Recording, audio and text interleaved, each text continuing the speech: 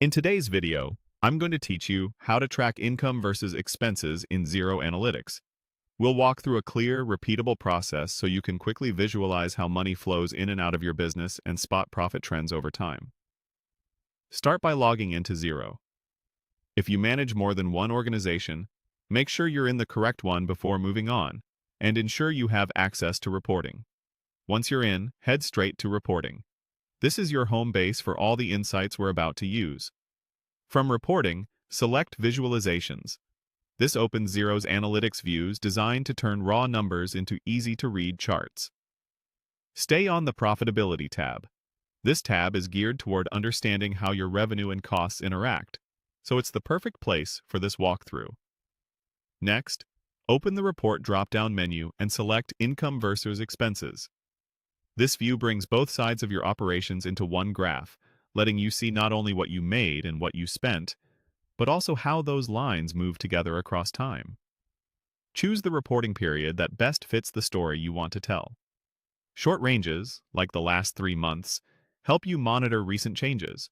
Longer ranges, like the year-to-date, reveal bigger patterns and seasonality. Then select the specific month and year to anchor the timeline. This ensures the graph reflects the exact window you want to analyze.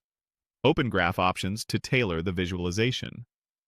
Depending on your setup, you may be able to change the chart style, toggle labels, or show additional details that make trends easier to interpret. Pick the settings that make the data clearest for you and your stakeholders. Now review income and expense trends. Look for steady climbs, sudden spikes, or dips that might signal a campaign, a one-off cost, or a delayed invoice run. As you compare profit and loss performance, remember that profit is simply income minus expenses. Notice where the lines diverge or converge. Wider gaps typically indicate stronger margins, while crossings may hint at break-even or loss periods. If you need to narrow the picture, apply filters.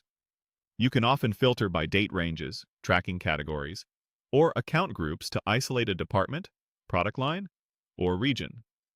Keep filters intentional so you don't accidentally hide important context. Take a final pass to review the financial graph visualization as a whole. Does the shape align with what you expected operationally? Any outliers worth investigating? When you're ready to share your insights, export the report if needed. Save it in your preferred format, include the period in the file name, and share it with your team to keep everyone aligned on performance.